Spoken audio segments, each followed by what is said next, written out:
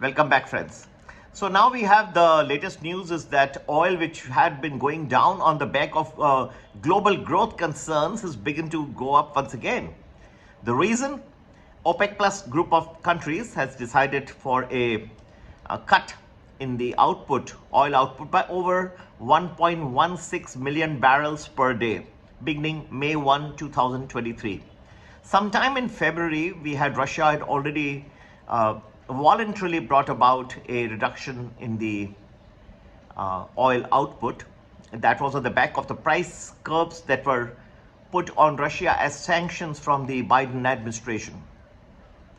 Now we have a new picture that is developing. You have Saudi Arabia. If you look at the list, Saudi Arabia to cut by about 500,000 barrels per day, Russia to also cut by 500,000 barrels per day, and then there are other nations including Kazakhstan which are going to be also cutting the oil output beginning May 1.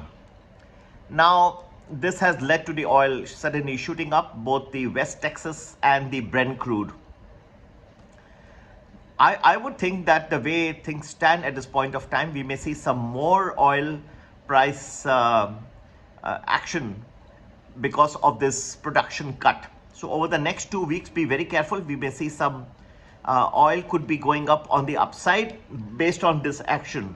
Naturally, if there are some soothing words from the Biden administration, if they have got some future plans like releasing further oil from the strategic petroleum reserves, or the SPRs as they are called, then there may be a different effect. But I believe that the effect of these announcements by the OPEC plus group of nations is going to have considerable impact. Now I'll tell you why. Once again, when oil starts going up, it impacts the inflation, producer price index, to a good extent even CPI. Yes, we look at the core CPI, we reduce the food, the energy costs, and then the one anticipates that what is the core CPI, the core PPI. Yet, the headline numbers of inflation will continue to be larger than what would be called a degree of comfort for the US Federal Reserve. So that means now they have a very unique situation. They have to fight inflation. Look at the impact of the US the impact on the US Federal Reserve from these production cuts that have just been announced. Inflation much higher. At the same time, there's a banking crisis which is lurking in the background. So the US Federal Reserve wants to cut interest rates or at least pause, but now they have also got a fight against inflation going on. It's a tremendous, this is almost a situation of stagflation. So which way should they go?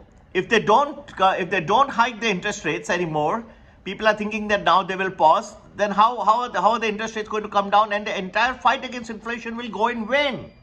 That's not possible either. So the only way out is that they keep having small increases, which is probably the likely scenario. If that happens, then you'll see more problems on the banking crisis front. The banks which have been already struggling with mark-to-market losses or held to maturity HTMs on their bond portfolio will be further stressed now. And as I was discussing some time back, that don't be surprised if another shoe drops and drops soon, which can then go and roil the stock markets once again. Stage is set, therefore, friends, for another probability of a good fall in the stock markets. Okay, and this production cuts from oil is only adding fuel to the fire. It's only exacerbating the problem that the Federal Reserve is already fighting. Now look at circumstances which are beyond the realm of the US Federal Reserve at this point of time. These production cuts are from the OPEC plus group of countries. That's not something which the United States is controlling. But yes, by diplomacy, by international agreements, they could have tried to persuade the OPEC plus group of nations to persuade in the light of the drag that we are seeing in the global growth. But that's not has happened. So these are some of the factors that you may have to come to play with as we start trading in Asia and then in Europe and the United States on Monday morning, which is April 3rd, 2023. And to get a better idea of where we are headed from here, please do join Premium or Premium Plus if you'd like to know more about the Indian markets. And for the US markets, please do join Prime or Prime Plus. The number to get in touch is 982-086-1044. And yes, have a great day ahead, and have a great trading week, and look forward to talking with you soon once again. Take care. Bye-bye.